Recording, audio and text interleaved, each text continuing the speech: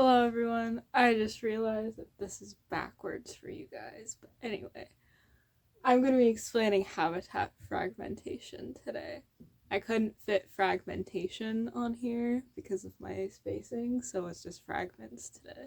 So you might be wondering, what is habitat fragmentation? It's when you take a large area, we'll call this the ecosystem. This could be a forest, or a stream, or a desert, something where a bunch of things live. And all of these little animals, that's a snake, a bird, a worm. You've got a bunch of animals that live in here, and they all have their own functions and duties and their own purpose in the ecosystem. And they're all living under one roof, and they're all doing great. So this whole ecosystem, this whole habitat, we'll call it, there's going to be multiple individuals of a thing. We'll put a bunch of different snakes here. So you've got all these snakes. They're all the same species. They can all reproduce with each other. They can all live together. They all eat the same things. All the same things. Now, what happens when you have fragmentation, it's when a whole becomes broken into parts. So you have little houses that start getting built into here.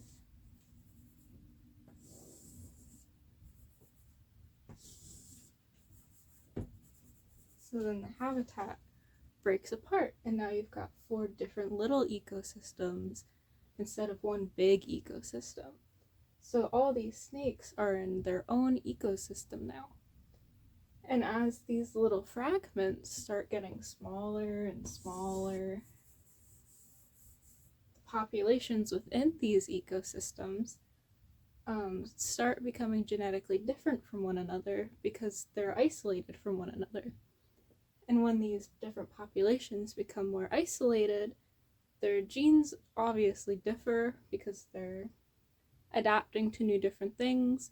They've got small population issues, which we can touch on somewhere else. So these snakes now can't reproduce with these snakes, which can't reproduce with these snakes. That's how you get different subspecies of animals, is when this fragmentation breaks up a population and they all become genetically different from one another. And it only gets worse because we keep expanding as humans. So there's more houses here now. And these populations get so tiny and they get so specific in their genetic makeup that they could even become entirely different species from one another after hundreds of years of isolation from one population to another.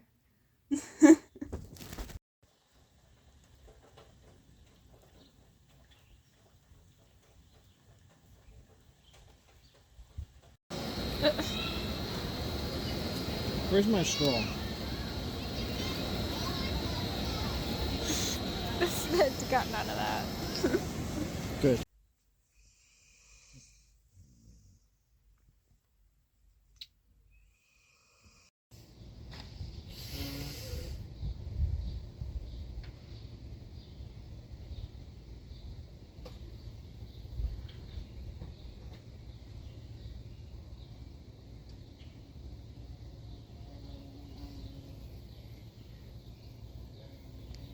Hello? Sorry, the mug is really funny. It was a little girl and Yeah.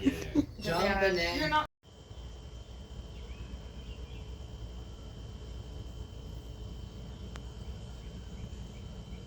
So now we will talk about different small populations issues. So what is a small population? So a population is a group of individuals that are all the same species, that live in the same area, that can all reproduce and live together under one habitat, ecosystem, environment, what have you, same area. So small populations are when the numbers of a population are diminished either by overuse, overhunting, bad genetics, natural disasters. We'll get into the different types of diminishing because there are a few factors to look at with that. So first we'll look at different ways they diminish. So you've got something called stochasticity. And there's two types. And this word, stochasticity, I can't pronounce it right half the time, so don't worry about it. There's demographic, which we'll write dem, and there's environmental. So stochasticity basically means the degree of randomness within a criteria. So typically this is in reference to population impacts. So we've got demographic stochasticity, which is randomness amongst demographics of species and populations. This could mean the degree of like the ratio of male to females, mature versus non-mature, reproducing versus non-reproducing. Anything demographic wise, you can find it there. Environmental stochasticity is the degree of randomness within the environment. So that could mean things like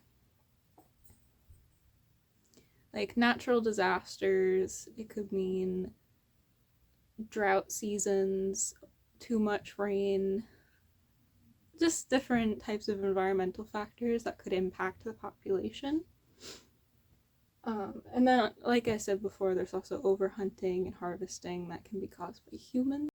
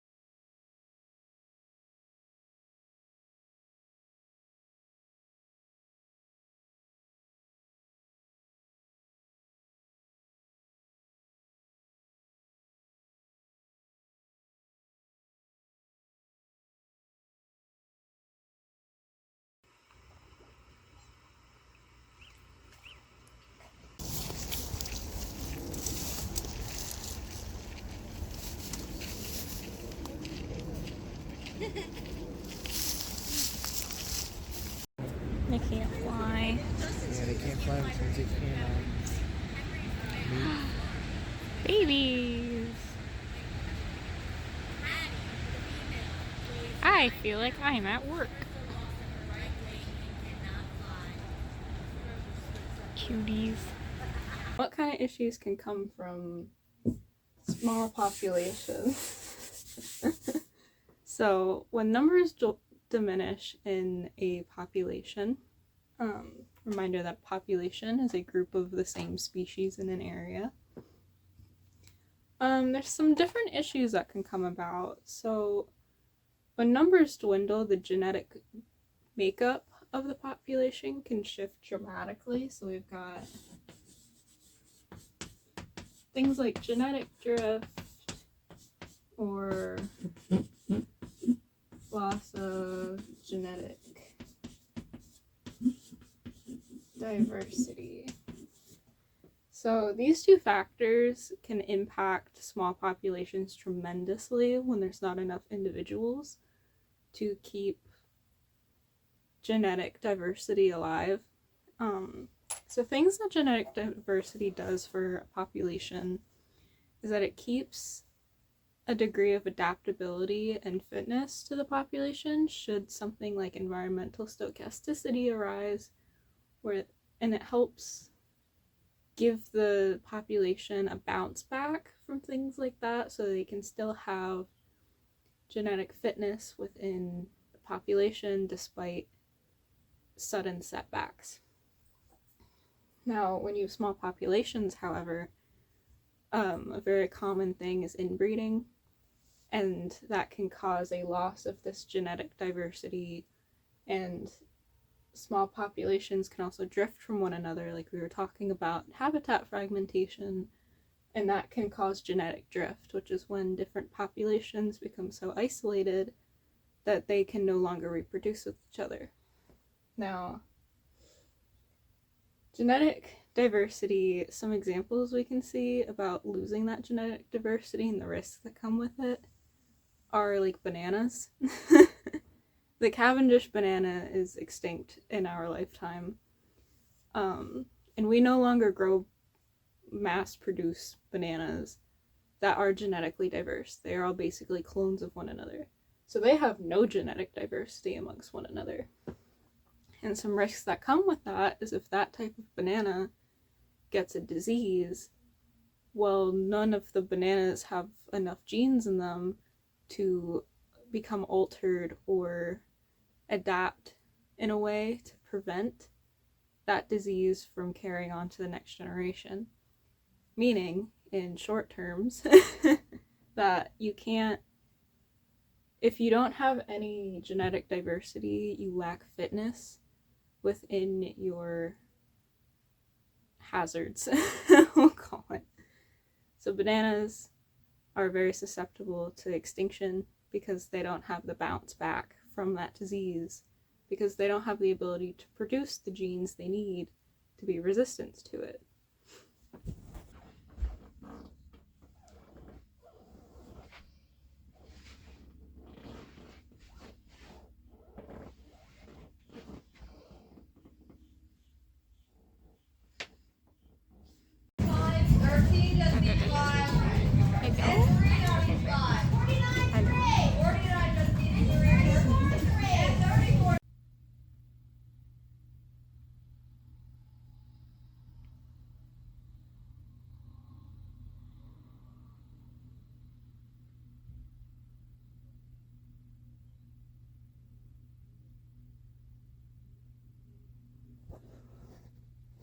It's giving,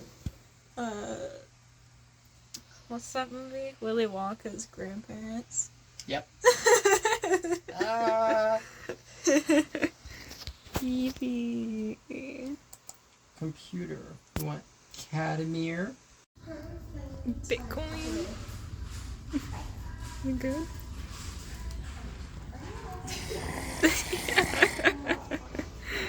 Turn off. Yeah. Just like, eh. I can't see shit right now. Neither can I. You just gotta trust the process. That's why I do videos. Mm-hmm. So that I can kind of screenshot where I think looks cool. Mm-hmm. So I just kind of interact and like move my head different. Like, yeah. Until I'm like, oh, that's actually cute. Oh, actually. Yeah. Sometimes it helps to get a little bit closer. Yeah. I can bring this Yeah. up.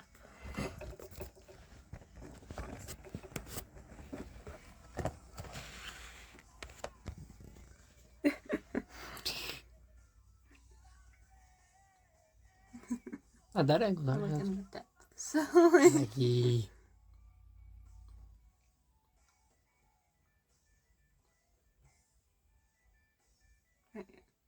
Oh, that's creepy. That's a little spooky. It's like, It's a funny picture.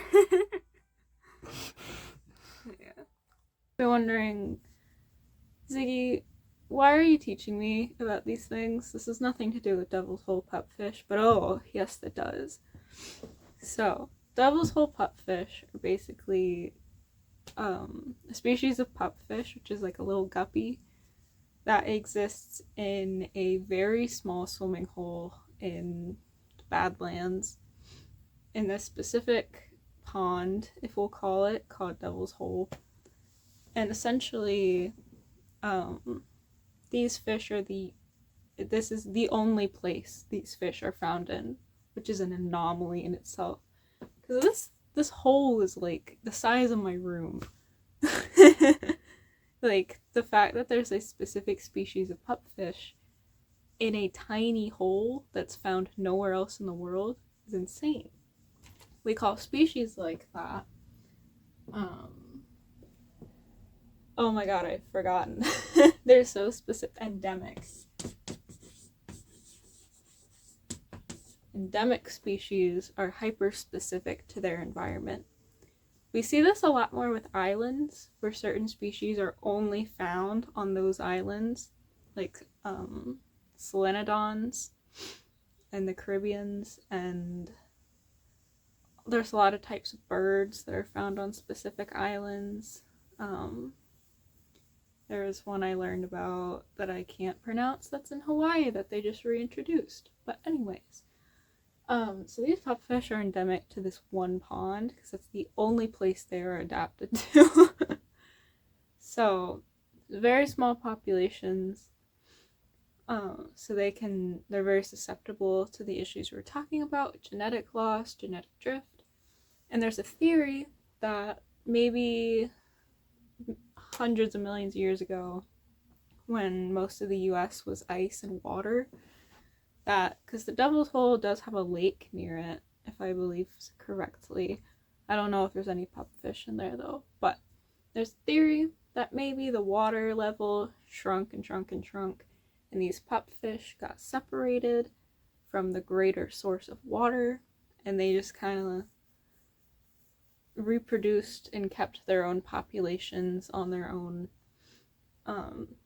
So it's like the snakes we were talking about in habitat fragmentation, where these two populations were isolated from each other, and maybe one died out and the other one kept carrying on for some reason. That could be due to a lot of different reasons, like we were talking about with environmental stochasticity being part of it. Maybe the water in the larger source of water could have changed pH, it could have dried up a little bit more things could have been dumped into it, human disturbance.